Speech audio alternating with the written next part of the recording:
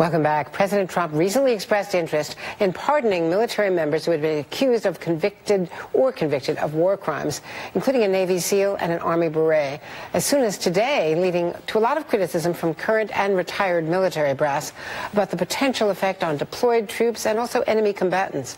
Acknowledging that the critics, the president appeared to hit the pause button on Friday.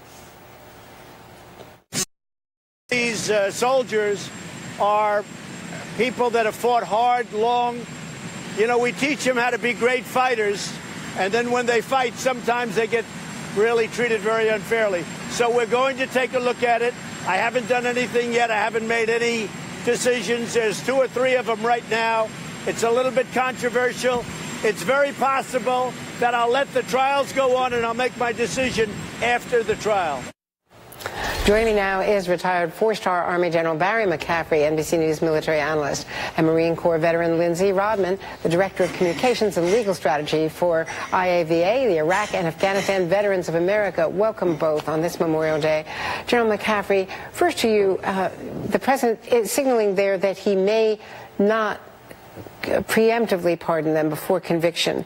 But, General McCaffrey, you wrote an op-ed saying that a Trump political pardon of those convicted of murder by a jury of their combat peers would signal to the world that we are no longer a disciplined military force. It would invalidate the principles of the congressionally mandated Uniform Code of Military Justice.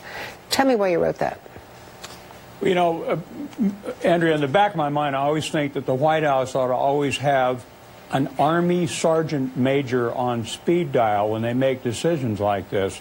It was preposterous. Combat veterans understand in our military we're ferocious in combat, but when we get detainees under our control or when there's civilians in the vicinity of combat, we protect them. So it was a direct renunciation, potentially, of American military values. And oh, by the way, the Uniform Code of Military Justice is a federal law passed by Congress. So the president intervening as commander-in-chief would be walking away from a system of justice that actually does protect the rights of the accused. These people go to jury trials of their combat peers. So it was a potential disaster, and I'm glad he's backing away from it. Well, he's backing away from a preemptive pardon while awaiting trial, not necessarily after conviction. IAVA conducted a flash poll of more than 16,000 members, and for pardons, on whether people agree with pardons for service members who have been convicted. 23% strongly agree. You can see 17% somewhat agree, but basically 13% somewhat disagree, and 39% strongly disagree with that. Lindsey, let's talk about that and the way your members would react to a preemptive pardon, in fact, even before conviction.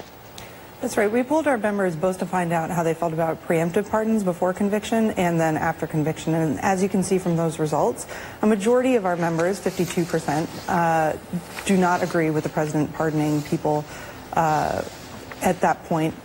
But a substantial portion, 40%, actually would support the president pardoning them. And it's important that people understand that veterans are not a monolithic group, that they have a diversity of opinions. And though we see that a majority would oppose the president's pardons, we also see a significant portion who, fortunately or unfortunately, depending on how you view this issue, feel that it would be okay to pardon even before the trial is conducted. Now, we actually talked to one of the people, one of the 2 members that the president tweeted about personally, who is Eddie Gallagher. He's a Navy SEAL awaiting court-martial on war crimes charges. And we talked to his brother, Sean Gallagher, on Friday. We haven't been able to show evidence that actually exonerates Eddie from all of these charges because there's been a order put on our lawyers and our team forbidding us from actually punching back. And so the thing that's been frustrated about this, and particularly with the mention of the pardon, is that Eddie, someone who has served 20 years to this country, who's gone to war for us 8 times, he's fought the Taliban, he's fought Al-Qaeda, and he was just successful in defeating ISIS. He's being used as a political punching bag. So his argument, General McCaffrey, is that that these trials, these courts-martial, are not necessarily fair, that they have not been able to present the evidence they claim. I mean, you can understand the defense making that argument, but you still believe in the process. Well, there's no question that Navy Chief Gallagher, first of all, had a distinguished record in combat, and secondly, he's presumed innocent until convicted at court-martial. But as we know, if he accepted a pardon, he essentially would be acknowledging the truth of these charges, which have been investigated and presumably convinced the prosecution to send him to court-martial. Did he or did he not shoot a girl dead in the stomach? Did he or did he not knife dead a teenage combatant under his control? So, you know, one would think he'd want to be clear to these charges if he's innocent. But again, back to, and I think we do have to recognize that there's an anxiety on the part of all these combat troops who are in these particularly counterinsurgency battles where there's civilians in the areas, and sometimes the civilians are complicit in IEDs or mining or sniping. There is an anxiety, and they want to know that the chain of command will back them up. I'm sympathetic to that. But we simply cannot tolerate the murder of detainees under our control. That's the bottom line.